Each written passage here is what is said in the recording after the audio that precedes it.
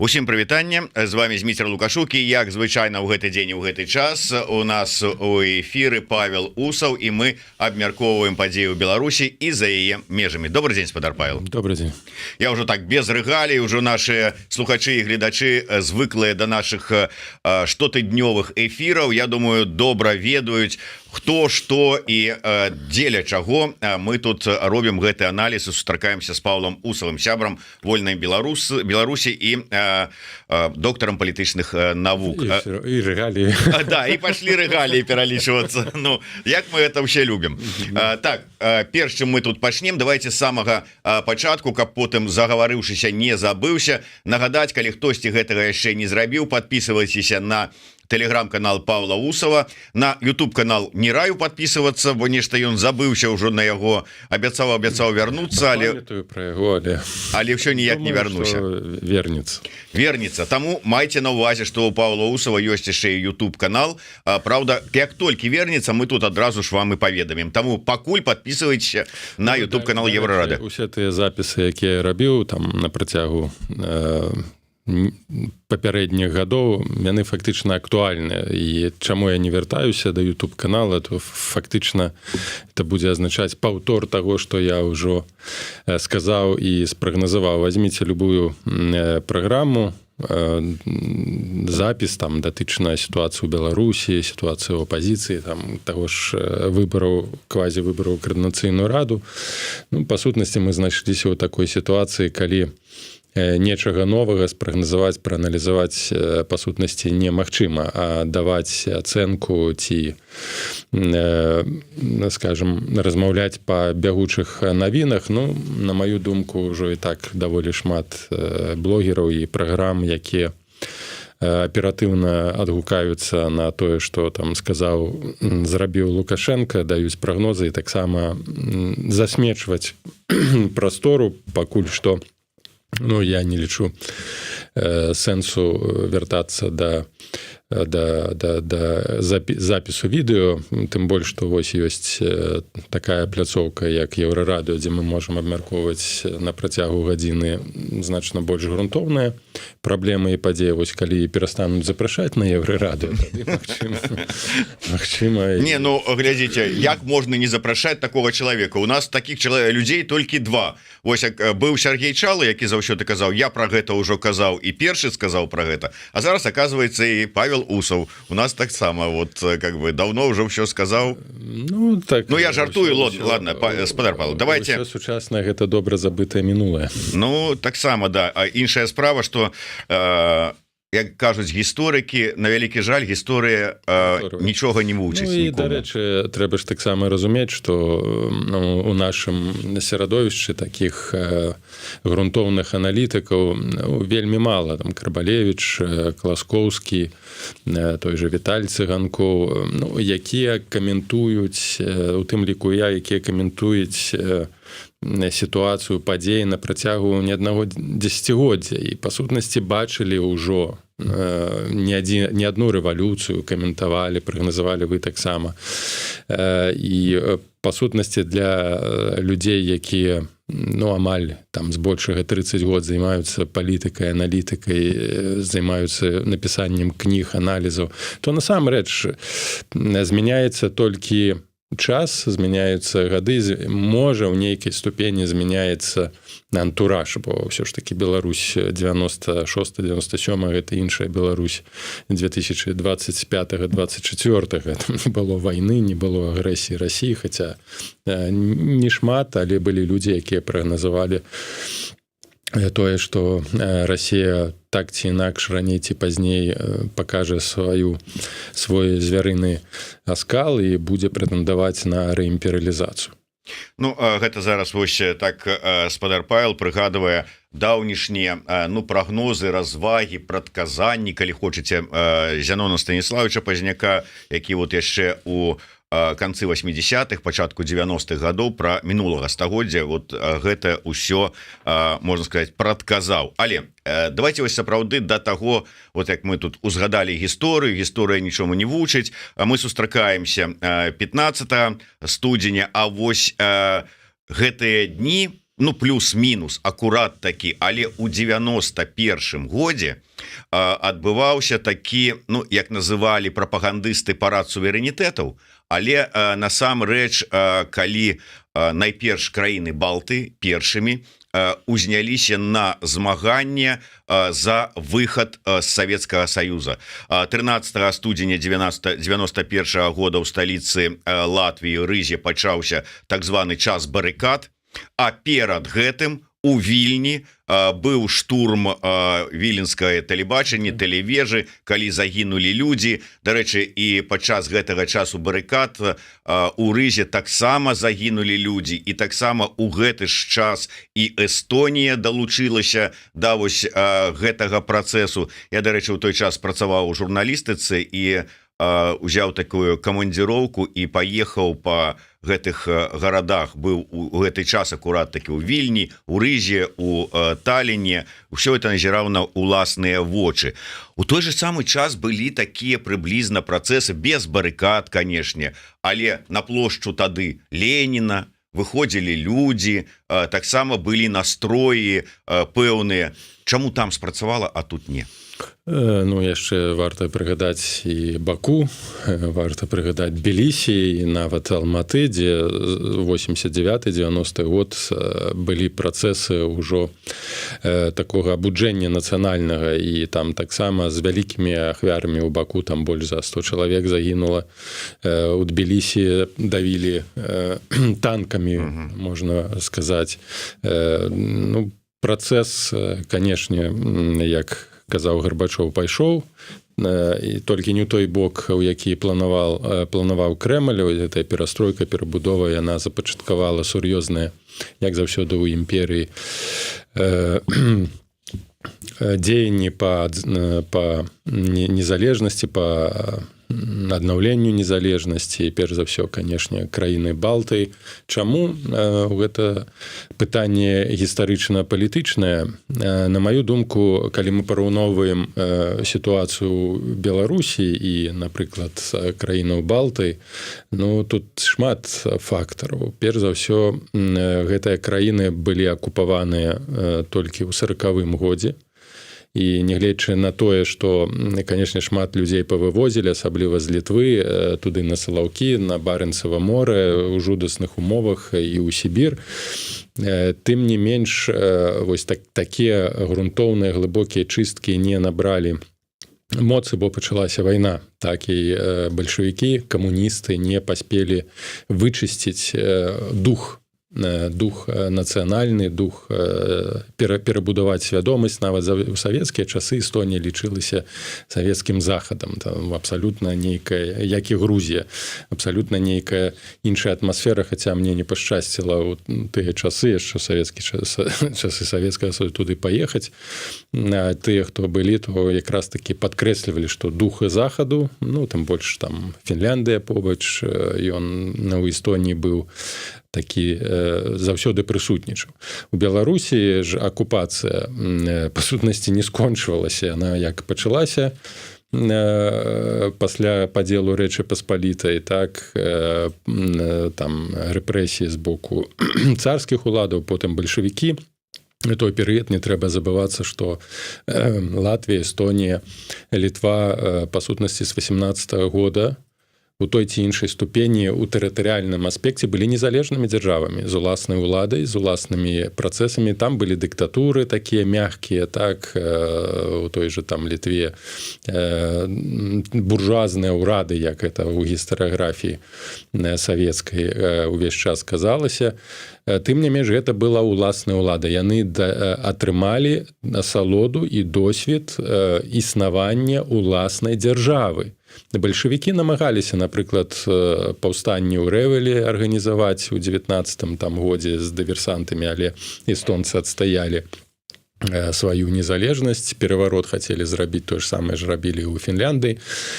Тым не менш, вось гэтая дзяржаўнасць, а колькі, ну, палічыце, амаль там з 18 па 40-ы, гэта, ну, колькі, 20 год, так, гэта вялікі час. Гэта вырасла цэлае пакаленне людзей ва ўласнай дзяржаве. Так, гэтыя тэрыторыі былі калісьці часткай расійскай імперыі, але ну уявіце 20 год дзяржаўнасці, нават вось гэтая лукашэнкаўская дзяржаўнасць там з савецкай міфалогіі ўсё ж такі надала пэўны сэнс разуменню незалежнасці, якога не было у 100% у беларусаў у 90-е гады. Ну зараз, канешне, там сітуацыя іншая. Я вось лічу, вось гэты перыяд незалежнасці, канешне, згуляў вельмі моцную ролю. Вырасла пакаленне, якое памятала пра гэты сваю дзяржаўнасць. Разуменне было, што краіны акупаваныя, бо Беларусь аказалася пад савецкай бальшавіцкай акупацыі ва ўмовах вайны, канфрантацыі. Так, на пачатку акупацыі нямецкай, потым канфрантацыі савецка-польскай і дзяржаўнасці, як вось такога матэрыяльнай каштоўнасці, такой дзяржаўнасці, дзе ёсць уласная ўлада, дзе ёсць уласная тэрыторыя, дзе ёсць уласныя пашпарты, ёсць уласнае міністэрства, ёсць усё. Усе атрыбуты дзяржавы, не толькі там мапа і дэкларацыя, а ёсць канкрэтна матэрыяльнае зрэалізаванае пачуццё дзяржаўнасці, будаванне гэтай дзяржаўнасці, уласная мова, уласная культура, гэтага ў нас не было. У нас не было гэтага, па сутнасці, ад 1772 года, ну, канчаткова 1795 год. Нават Наполеон не адважыўся адбудаваць Вялікае княства Літоўскае, гандлюючы гэтымі тэрыторыямі з Александром I. Вось у асноўным, у чым асноўная прычына. І ў нас пакаленне, не было ніводнага пакалення, ні адзінак, там паэтаў, інтэлігентаў, эліты, якія разумелі каштоўнасць, і незалежнасці, і патрэбы незалежнасці, а пакаленне насельніцтва, якое б вырасла ва ўласнай дзяржаве.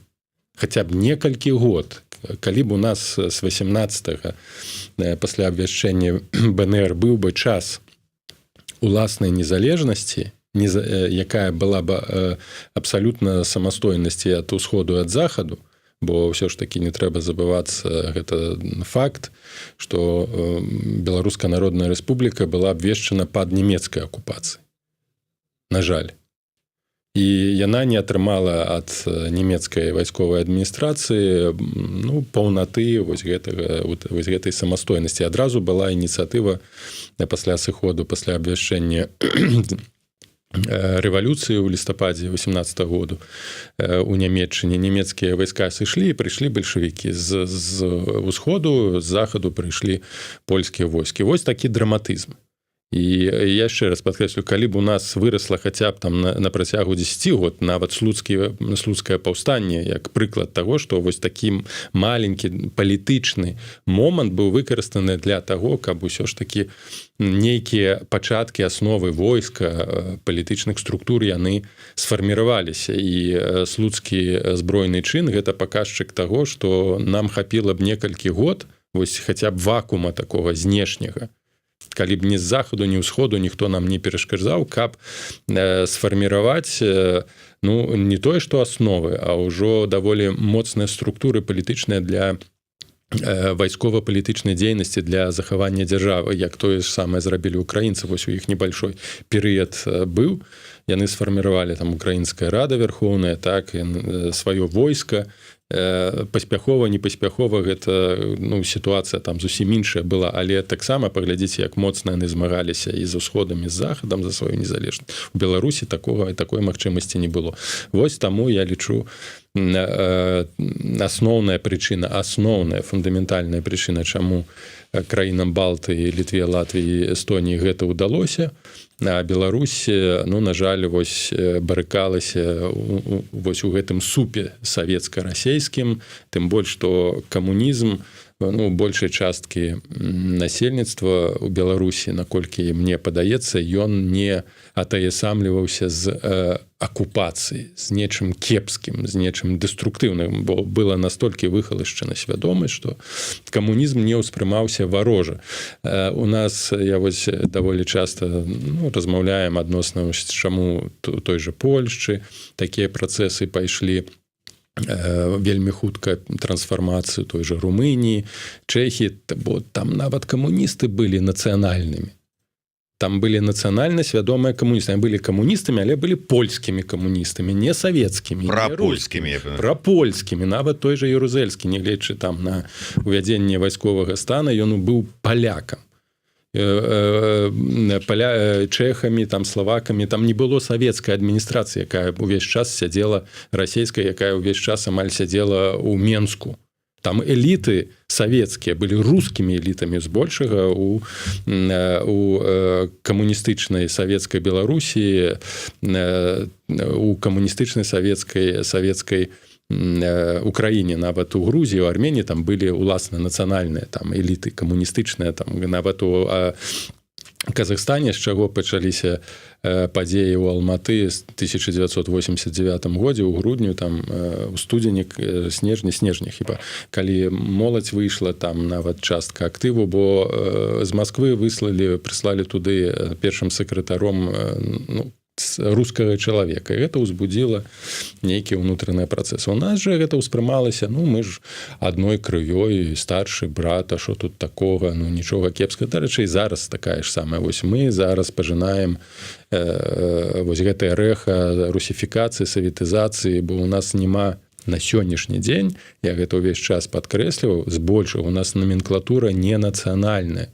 Вось нават за гэтыя 30 год Лукашенко не сфарміраваў, не быў здольны сфарміраваць нацыянальнай номенклатуры. То бок, гэтая дыктатура не стала нацыянальнай дыктатурай. А якую нацыянальную номенклатуру можа сфарміраваць антыбеларускі, антынацыянальны кіраўнік? Вось гэтым праблема. І нават ментальнасць, свядомасць, тыя людзі, якія ў атачэнні, яны адчуваюць сябе беларусамі, але як часткай расійскага свету, а не як часткай нечага абсалютна адрознага ад Масквы. Там, нават калі аналізаваць, гэтыя аналізы рабілі, збольшага, вось хіба да 20-го году, збольшага усе чыноўнікі, усе міністры, якія там Наумаў, Міністэрства ўнутраных спраў, КДБ, міністры там звязаныя з урадам, яны ўсе выязджалі адразу пасля таго, як страчвалі працу ў Маскву і атрымоўвалі там хіба, калі не памыляюся, Наумаў атрымаў пасаду у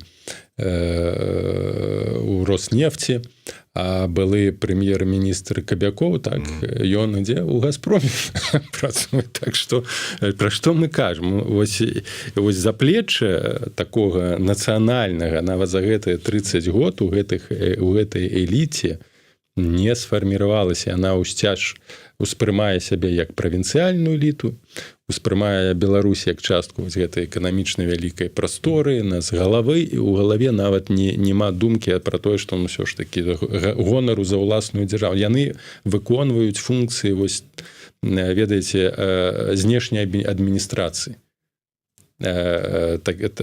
Такой, нездарма кажуць пра акупацыйную адміністрацыю, так, па прычыне таго, што проста вось функцыянеры, гэта не дзяржаўнікі, гэта не тыя людзі, якія гатовыя за гэтую дзяржаву там змагацца, будаваць, можа, ў нейкай ступені, у нейкай, я не выключаю, быў Макей такім дзяржаўнікам. Так, магчыма, гэта было звязанае з тым, што ён намагаўся гэты рэжым прадаць на захад, паспяхова, не паспяхова, паспяхова ён прадаваў. Але вось гэты элемент дзяржаўнасці, магчыма, у свядомасці ў яго ён быў. Не праца на ўладу, на рэжым, што робіць, вось, характарызуе ўсю гэтую сістэму, а менавіта дзяржаўнасці. І тая ж самая вось гэтая брыдкая прапаганда, яна ж антыдзяржаўная. Яна пралукашэнкаўская, але яна антыдзяржаўная, антынацыянальная, бо дзяржава і нацыянальнасць – гэта адна і тая ж рэч. Нельга адрозніваць дзяржаву ад нацыянальнай, няма ненацыянальных дзяржаў.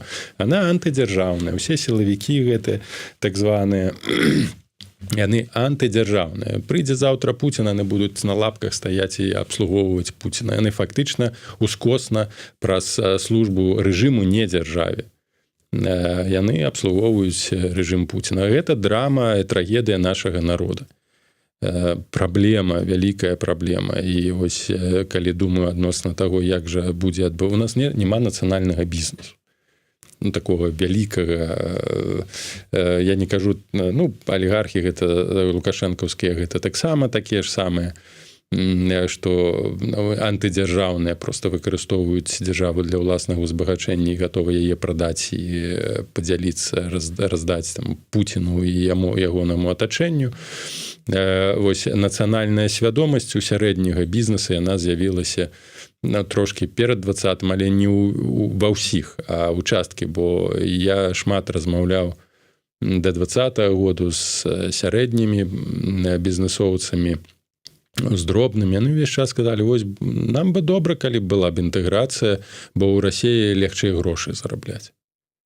Вось гэта праблема, і магчыма, гэта асноўная карысць ад 20-го года, асноўная, гэта тое, што гэтыя працэсы, фальсіфікацыі, яны настолькі былі візуалізаваныя, што змяніла светапогляд часткі людзей, не ўсіх, не ўсяго бізнесу, не ўсіх эліт, але часткі, але змяніла, гэта вялікае дасягненне. Я лічу дасягненне вось гэтых і пратэстаў, і постпратэснага перыяда, і я ведаю, што ёсць людзі, якія змяніліся яшчэ да 22-го году, сталі часткай беларускага свету, а не расійскага. Яны сталі беларусамі у свядомасці сваёй, не грамадзянамі там з пашпартамі, а беларусамі. Я лічу, вось калі ўсё нават вось мы зараз в такой сітуацыі вельмі цяжкой, тупіковай, калі усе праблемы пакласці на вагу, змерыць, то я думаю, што вось дзесяткаў, сотняў тысячаў людзей вось светапогляд усё ж такі змяніўся. Гэта ўжо вельмі важнае дасягненне, без якога потым чакаць пра паспяховую трансфармацыю немагчыма. Шкада, канешне, што за гэтыя 5 год вось гэты патэнцыял, людзі засталіся, яны застануцца упэўнены са змененай свядомасцю, гэта наш капітал, але патэнцыял, велізарнейшы патэнцыял, на жаль, ён не быў выкарыстаны, і зараз мы назіраем такія розныя сістэмныя праблемы.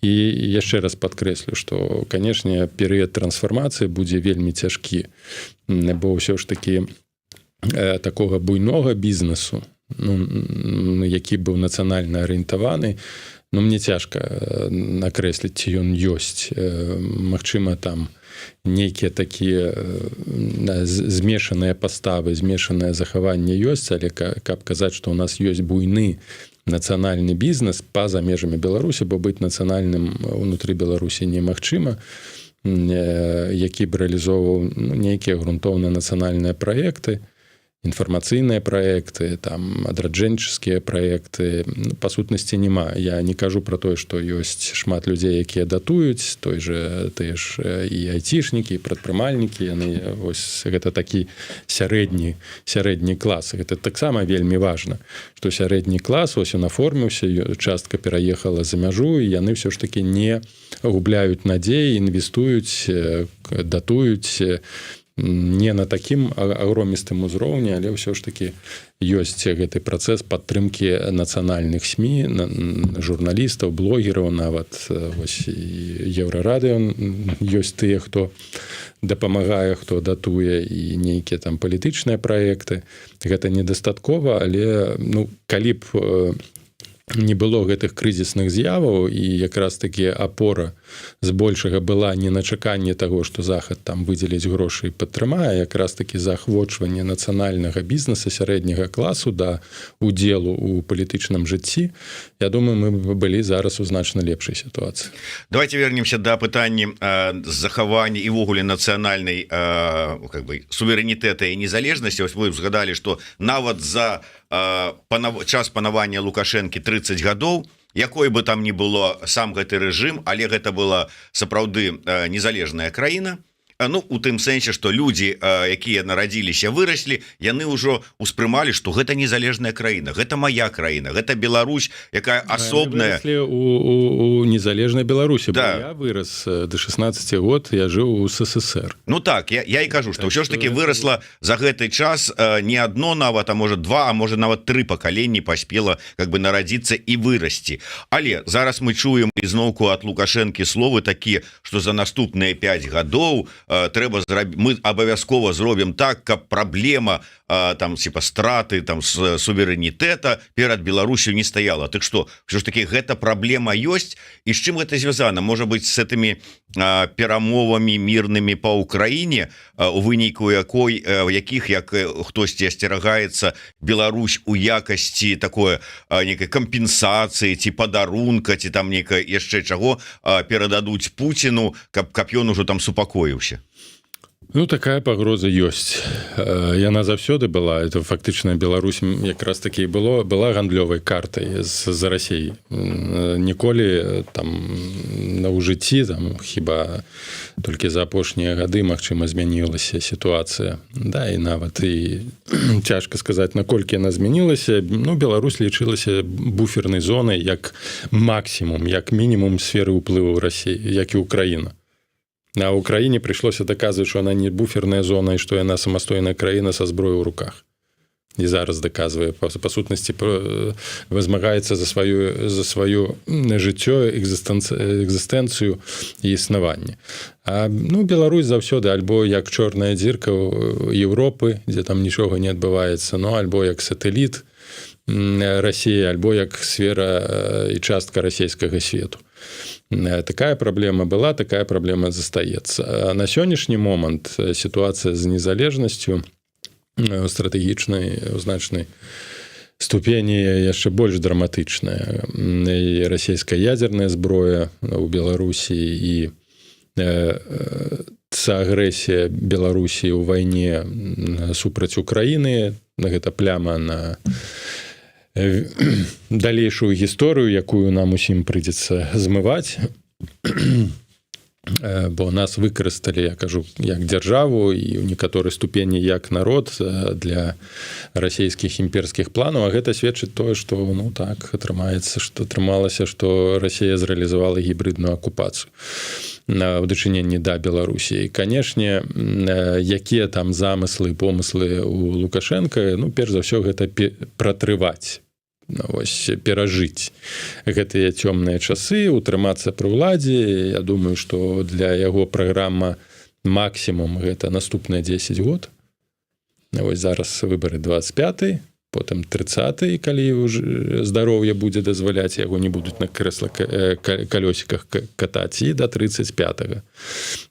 Спадзяючыся, што можа знову створыцца больш-менш добрая сітуацыя вакол Беларусі, і ён зможа на захад прадаць тое, што ён заўсёды прадаваў, стабільнасць. Вось, ну, вайны няма, мы тут вось паглядзіце, навошта вам наступныя яшчэ 2-3 мільёны мігрантаў, вось давайце ўсё ж такі дамаўляцца і гэтак далей, калі, канешне, Расія яго не сажрэ.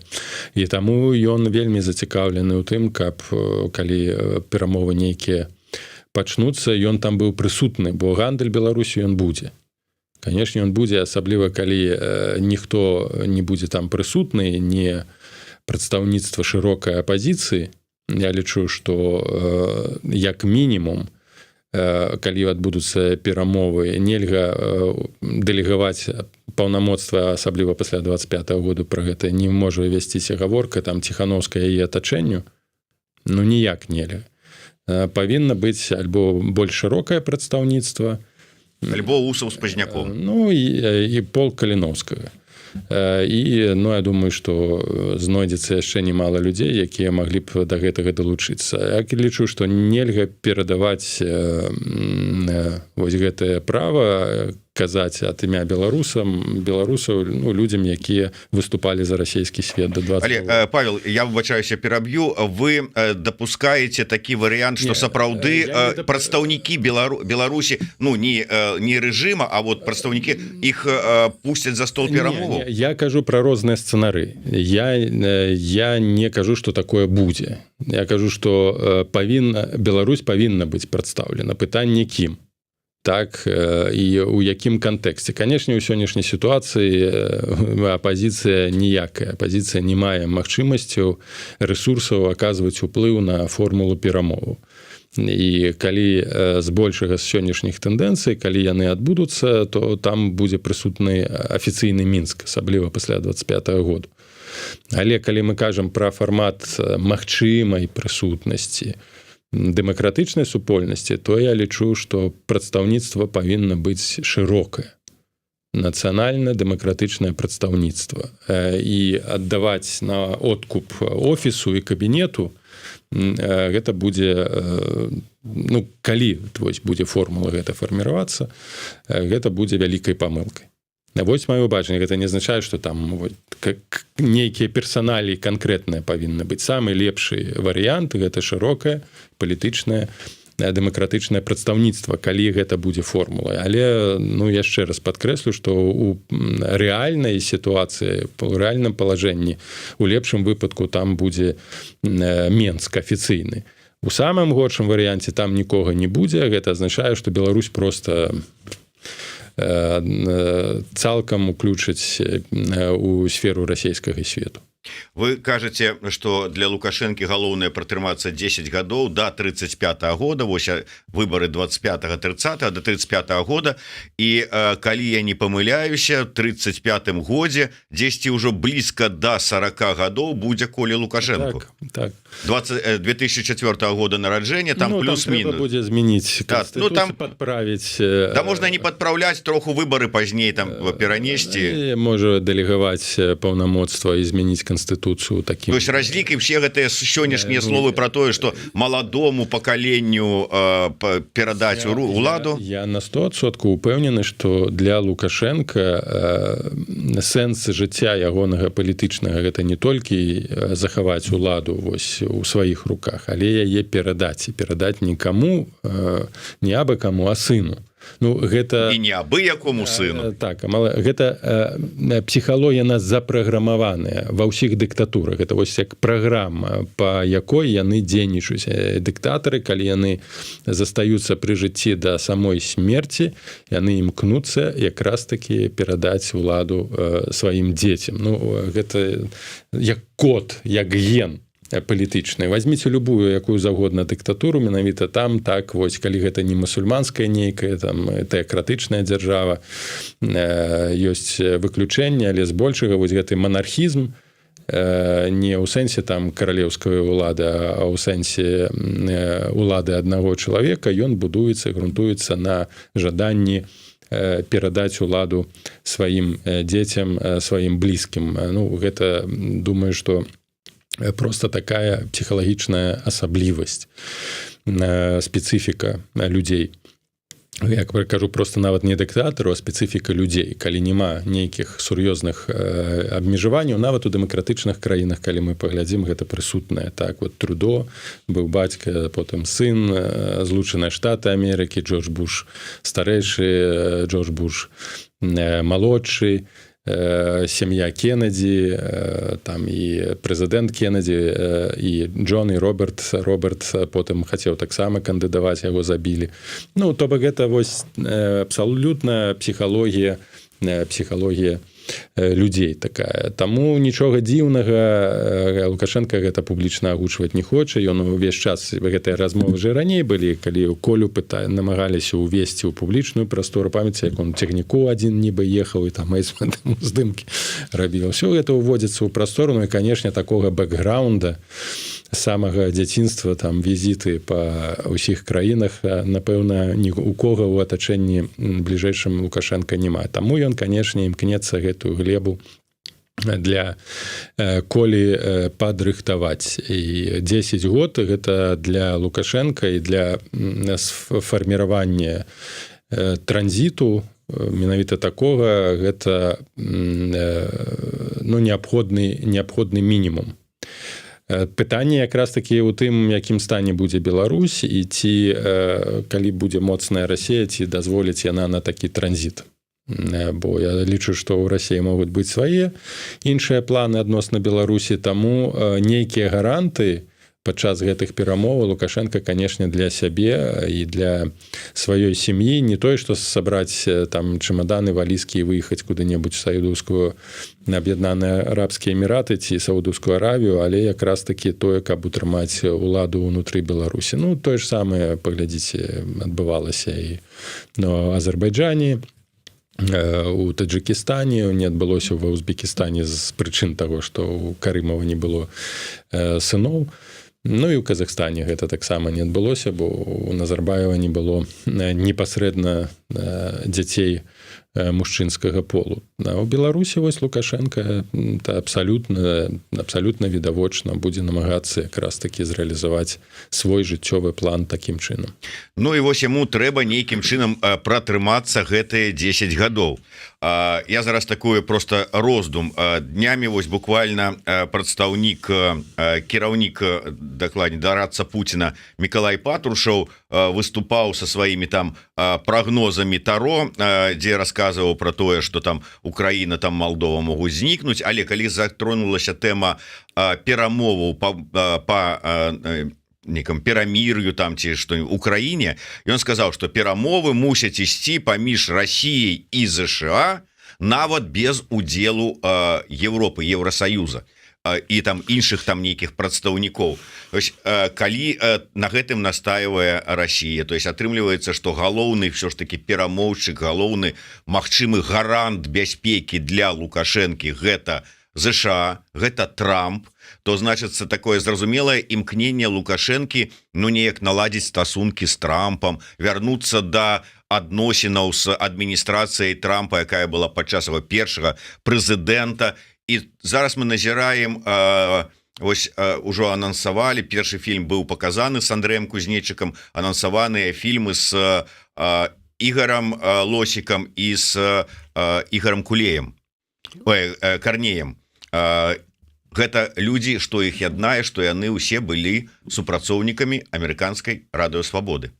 Гэта спроба такім чынам зрабіць, то есть рыхтуюць іх вызваленне, і это спроба спадабацца Трампу? Ну, па чарзе давайте. Па-першае, калі перамовы адбудуцца па формуле Патрушева, гэта будзе другі пакт Молотава-Ріббентропа. Это вельмі небяспечна для свету і вельмі небяспечна для Европы. Гэтыя перамовы павінны быць шырока прадстаўнічымі, адкрытымі. Ніякіх тайных, вось калі ў Стамбуле там былі перамовы, я не ведаю, ці вы чыталі гэтую прапанову Расіі па стамбульскіх, так, што з Украіны па сутнасці хацелі стварыць пры дапамозе вось гэтых дамоўленасцяў, нават агульна стварыць ДНР, ЛНР. Абсалютна бездзяржаўнае існаванне. І недапушчальна, каб гэтыя перамовы былі выключна, разумееце, пытанне жыцця Украіны будуць вырашаць там ЗША і Расія. Гэта абсурд. То бок гэтыя перамовы павінны быць шырока прадстаўнічымі і абсалютна публічнымі. Ніякіх там кулуарных дамоўленасцяў не павінна быць. Ўжо там пра месца Беларусі мы ўжо казалі, бо чаму гэта небяспечна? Гэта стварае новы сусветны парадак. І ад формулы гэтага сусветнага новага парадку, які ён будзе, на якое месца Расіі ў гэтым парадку, будзе залежаць наш агульны лёс там беларусаў, якія ў Беларусі за мяжой і Польшчы, і ўсёй Европы, бо па выніку гэтых перамоваў будзе азначаць, хто перамог. І калі Расіі ўдасца навязаць такі фармат перамоў, гэта ўжо будзе азначаць, што ў палітычным сэнсе Расія перамагла. Расія перамагла, бо яна навязала фармат перамову, а не ЗША і не Европа. Другі момант, канешне, заключэнне міру, пагадненне паміж ЗША і Расіяй па пытанню Украіны будзе азначаць, што Расія атрымае велізарны кавалак. І я магу нават сказаць, які гэта будзе кавалак. Гэта не толькі Украіна, гэта Молдова, гэта Беларусь, гэта Каўказ. Уже бачым, што адбываецца ў Арменіі, гэта і ў Арменіі, у Азербайджане, прабачце, у Грузіі. Магчыма, што за Азербайджану стане Турцыя, там будзе больш цяжэй, але Арменія будзе якраз такі ў сферы ўплыву, нягледзячы на дэкларацыі там пра уступленне ў Еўразвяз. Это хутчэй палітычнай з'явы Азія. Ну і напэўна сфера ўплываў наконт там НАТО, магчыма гэта ж таксама не толькі пытанне Украіны будзе стаяць, там пытанне бяспекі і сферы традыцыйных уплываў. Расія гэта краіны Балтыі, з якіх мы пачалі сённяшнюю Еўропу, сённяшнюю размову, гэта аслабленне Еўропы, гэта ну шмат розных формул. Яшчэ раз кажу, што гэта будзе, на жаль, пакт Молатава-Ріббентропа 2.0. Што тычыцца спробы знайсці сцежку у гэтым працэсе і месца сваё для Лукашенка, ну так безумоўна, гэта ж мы нават з вами перад пачаткам выбараў казалі, што прыход Петкевіча, Жанкова, Крутога гэта вяртанне формулы Макея. З'яўленне рэгістрацыя Канапацкай, гэта жаданне прадаць гэтыя выбары на захад, стварыць прынамсі такі пазітыўны добры антураж, які можна выкарыстаць як заплечча для перамоваў. Ну, мы правялі выбары, цыкл выбарчы скончыўся, вашыя 5 лет на год, нават калі у вас там нейкі фармальны мандат быў, ўсё да пабачэння. Усё ў нашым свеце залежыць ад электаральных цыклаў. І тым ліку светапогляд на захаду на працэсы у іншых краінах. Ну і, канешне, каб змягчыць адносіны, я думаю, што не толькі таму, што Ігор Лосік быў супрацоўнікам Радыё Свабоды, але ну, тое, што ён атрымаў адзін з першых вялікі тэрмін, што ён быў фактычна ў ізаляцыі, жудасных умовах знаходзіўся. Гэта таксама продаж выбараў, што ён гатоў нас нейкія саступкі там людзей апрацавалі. Вельмі добра паглядзім, што яшчэ там у фільмах гэтых. Я думаю, што яны былі даведзены да стану Пратасевіча. І такіх прыкладаў нават жонка Лосіка, вось гэта давесці да стану Пратасевіча, калі людзі ўспрымаюць рэчаіснасць па-новаму. І, канешне, яны гатовы выпусціць частку людзей і будуць выпускаць частку людзей. І падкрэслю, што калі Лукашенко будзе задаволены, гэта не азначае, што там не трэба там варушыцца, не трэба нешта рабіць, але калі Лукашенко агульна будзе задаволены з вынікаў выбараў, што там не будзе нейкіх там сур'ёзнай турбуленцыі, ну, яе не будзе, што там людзі, скажам, нейкай рэакцыі не выкажуць негатыўнае ў дачыненні да выбараў, ну, хутчэй так і будзе. Ну і што сістэма фальсіфікацыі і кантроля працуе спраўна, ну, то ён будзе абсалютна псіхалагічна адчуваць сябе спакойным. Ён будзе азначаць, што ён сімвалічна, фармальна, нефармальна, маральна і псіхалагічна перажыў гэты цяжкі перыяд, аднавіў нават для сябе самога вось гэтую палітычную вагу і палітычную маральную стабільнасць, і што яму ўжо нічога не пагражае, ён у маральным сэнсе перамог, і зараз вось можа частку людзей актыўна пачаць выпускаць, нават тых, хто ў медыяпрасторы, у палітычнай прасторы быў актыўны. Што тычыцца вось гэтага высокага ўзроўню актывістаў, там Калеснікава, Павел Северинец, Статкевіч, дарэчы, калі б выпусцілі Павла Северинца, то я думаю, што значна сітуацыя у бок Лукашенка палепшылася, нават калі б ось Павла Северинца і Змітра Дашкевіча вызвалілі. У гэтым сэнсе тут ужо б магла змяніцца атмасфера. Дарэчы, я выбачаюся, просто удакладненне невялікае. Мы учора гэтую тэму, дакладней, чаму Польшчы не атрымліваецца дамагчыся вызвалення Анджэя Пачобута, абмяркоўвалі з польскім палітолагам Камілем Клышінскім. І Каміль сказаў такую фразу сярод іншага: а я не ўпэўнены, не ведаю, ці атрымаў Мінск дазвол Масквы на тое, каб вызваляць Анджэя Пачобута, нягледзячы на тое, што гэта не нейкі знакавы актывіст пратэстаў 20-го года. А тут таксама вот ёсць это? Тут унутранае большае пытанне, бо Андрэй Пачобут гэта пытанне адносінаў з Польшчай, так, якія вельмі напружаныя, і гэтыя адносіны звязаныя перш за ўсё з інтэнсіўным канфліктам на мяжы. І, канешне, Масква ў гэтым сэнсе не будзе зацікаўлена ў ацяпленні адносінаў з Польшчы, у дэізаляцыі Беларусі, але вось вызваленне палітычных вязняў. Ну, але калі мы кажам зараз пра гэтых палітычных свабодаўцаў, гэта ж таксама адносіны з ЗША. Андрэй Пачобут, ён паляк, ён прадстаўнік польскай меншасці, а Ігор Лосік гэта беларус. І тут ужо нават там пытанне вось змяншэння унутранай напружанасці для Лукашенка вельмі важнае. У кантэксце знешняй палітыкі, канешне, дзеянні Лукашенка абмежаваныя. Ну, дарэчы, яшчэ раз хочу падкрэсліць, што нават калі б там вось адбылася масавае вызваленне палітычных вязняў, гэта, канешне ж, не азначае, што Масква дазволіць Беларусі вярнуцца ў фармат адносінаў з Захадам да 2020 года. Гэтага не адбудзецца. Таму Лукашенко просто шукае ягонае атачэнне хаця б нефармальных адносін, каб стабілізаваць і стварыць умовы для аднаўлення кантактаў на перспектыву.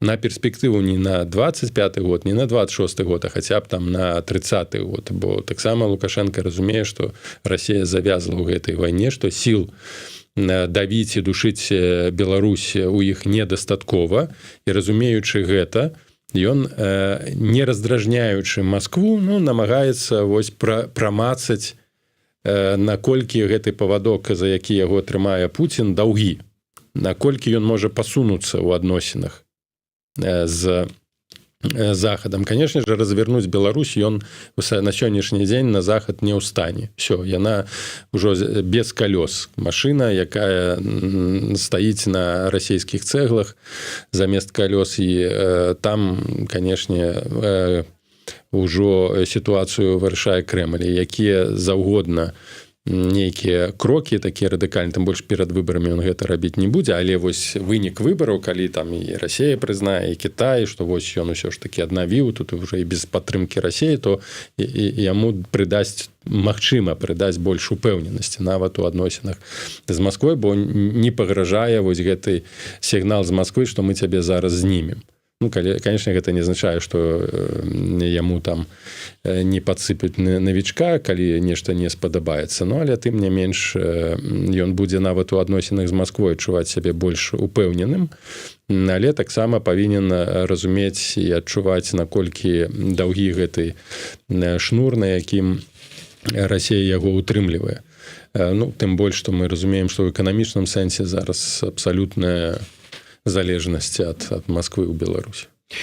Ну і, на жаль, сёння ў нас вельмі шчыльна так ідуць эфіры адзін за адным, таму няма асабліва часу, але не магу не закрануць тэму, якая нарабіла шуму, спрэчак, дыскусій, мемам і ўсяго астатняга ў сацыяльных сетках і не толькі ў сацыяльных сетках. Гэта прадэманстраваны пашпарт новай Беларусі і заява пра тое, што яго ўжо жадаючыя могуць пачаць атрымліваць пасля 26 студзеня.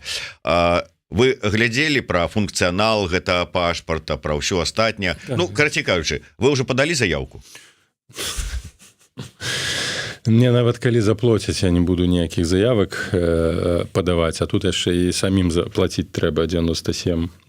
А чаму? Вы не хочаце пашпарт з пагоняй мець? Разумееце, на сённяшні дзень гэта неяк недарэчна, і не да тэмы, і не да часу. Калі няма краіны, калі няма перспектыў вызваліць гэтую краіну, калі няма перспектыў для паляпшэння сітуацыі ў Беларусі, займацца вось, ну, гэтымі, скажем, фікцыямі, імітацыямі нейкіх пашпартаў, на сённяшні дзень ён нічым не адрозніваецца ад пашпарту Вішноры. І так, я лічу, я бачу гэты праект, я ведаю аўтараў, я лічу, што праца была зроблена добрая. І, напрыклад, у той перыяд крызісны, пачатковы перыяд, гэта першыя 2 гады, калі ініцыятыва належала беларускай апазіцыі, трэба было інаўгурацыю праводзіць, трэба было ствараць урад, вось гэтую атрыбутыку дзяржаўную перахапляць, ствараць паралельную дзяржаву. Гэта мела сэнс, бо быў вялікі запыт, былі вялікія чаканні і была б абсалютная легітымнасць з боку значнай часткі беларусаў на гэтае дзеянне. 2 гады вылецелі ў трубу. Нават Ціхановская пачала сябе прэзідэнтам-электам клікаць у 23-м годзе, не ў 20-м, 23-м. І гэта што пашпарт, што гэта прэзідэнцтва электа, гэта на сённяшні дзень бутафорыя тэатральная, за якой няма нічога палітычнага і сэнсоўнага. Яшчэ раз падкрэслю, сам праект гэты быў добры, ён застаецца добрым, ён быў бы своечасовым у першы перыяд крызісу, калі ініцыятыва была у беларусаў. Ён можа быць рэалізаваны пасля таго, як Беларусь атрымае незалежнасць і будзе дэмакратычная, там умоўна праз энную колькасць гадоў, але не зараз. Зараз, калі людзі ў сітуацыі маральнага крызісу, калі барыкаюцца з праблемамі там за мяжой унутры краіны, калі ізаляваныя, калі візы элементарна не могуць адкрыць. Вырашце гэтае пытанне, каб візы былі ў крокавым доступе для беларусаў, каб яны не па 40 гадзін 50 не стаялі на мяжы, каб яны ў Літву маглі спакойна прыехаць. Вось вырашыце гэтае пытанне. Па халеру зараз гэты пашпарт, каму ён будзе? То проста што мець значок, медальку ў кішэні. Навошта? Ёсць практычная рэальная задача, якія трэба сёння вырашаць. Ніводная практычная рэальная задача на сённяшні дзень не вырашана. Ніводная. І зараз займацца гэтымі пашпартамі, потым каб казаць, вось мы гэты пашпарт нікому не патрэбны, толькі вось пад шкло палажыць, зрабілі. Просто гэта азначае таксама дэвальвацыя гэтага праекту, бо ён каштоўнасны на сімвалічным узроўні. І яго можна рэалізаваць, захаваць яго, закансерваваць і рэалізаваць ужо ў новай Беларусі, калі там зроблена якасна ўсе гэтыя рэчы. А зараз гэта дэвальвацыя гэтага дакументу. Просто дэвальвацыя гэтых высілкаў. Тым больш, што там я ўжо не кажу пра пытанні бяспекі і гэтак далей. Просто я заклікаю і аўтараў проста не рабіце гэтага. Ну, адмоўцеся, захавайце гэта на добрую перспектыву. Гэта капітал. Захавайце яго, не трэба зараз гэтым насіцца, бо беларусы раздражнёныя гэтымі ўсімі выбрыкамі, яны ўспрымаюць гэта як проста нейкі кепскі жарт, як здзек, калі трэба вырашаць штодзённае пытанне, праблем з той жа візай.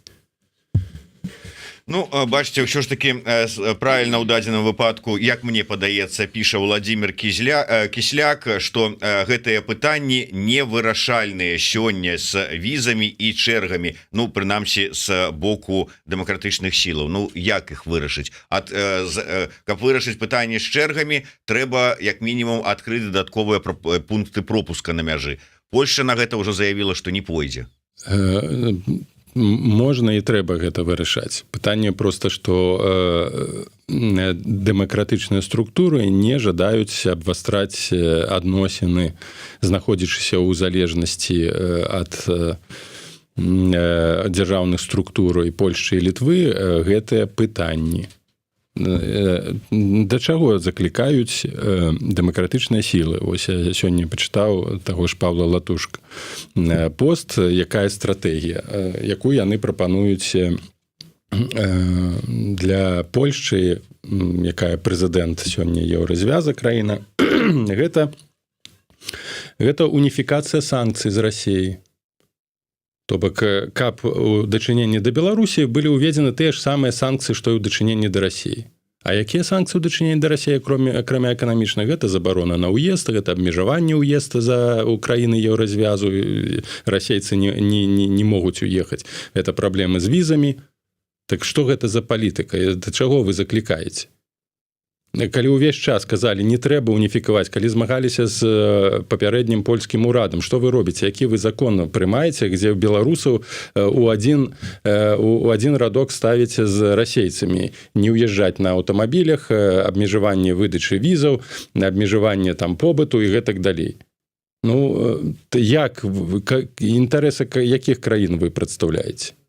Вы прадстаўляеце інтарэсы беларускага народу, якога ціснуць там рэжым, які не можа там і пад санкцыямі, і нармальна пабачыцца нават са сваякамі, якія павыязджалі, не могуць, калі патрэбна нават выехаць для эканамічнага ўласнага самаіснавання, там купіць нешта на захадзе. Тыя ж санкцыі на ўвоз прадуктаў.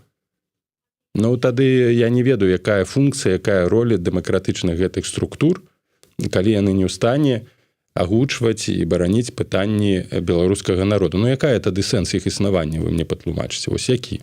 Я тады не разумею, які сэнс. Паехаць там паручкацца, паздымацца з палітыкамі заходнімі, якія будуць заклікаць выпусціць палітычных вязняў, і гэта ўсё? Навошта тады яны? Навошта? Вось на такой ноце мы закончым сённяшнюю нашу размову. Я нагадаю, што з намі у сваім чарговым рэгулярным штотыднёвым эфіры на Еўрарадыё быў кіраўнік Варшаўскага цэнтра палітычнага аналізу і прагнозу, доктар палітычных навук і сябра вольнай Беларусі Павел Усаў. Слухайте, глядзіце, подписывайтесь на телеграм-канал Павла Усова, не забывайте подписываться на YouTube канал Еврорадио, ставьте свои подобайки, натискайте на звоночек, каб не пропускать наши стримы, ну и расширвайте, каб як мага большая колькасць людей нас поглядела. Задавайте свои пытанні, абмяркоўвайте у чаце сёння, аж занадта, аж не змяшчаецца ўсё у стужку все колькасць каментароў, таму дзякуй за актыўнасць, да сустрэчы, жыве Беларусь. Жыве, дзякую.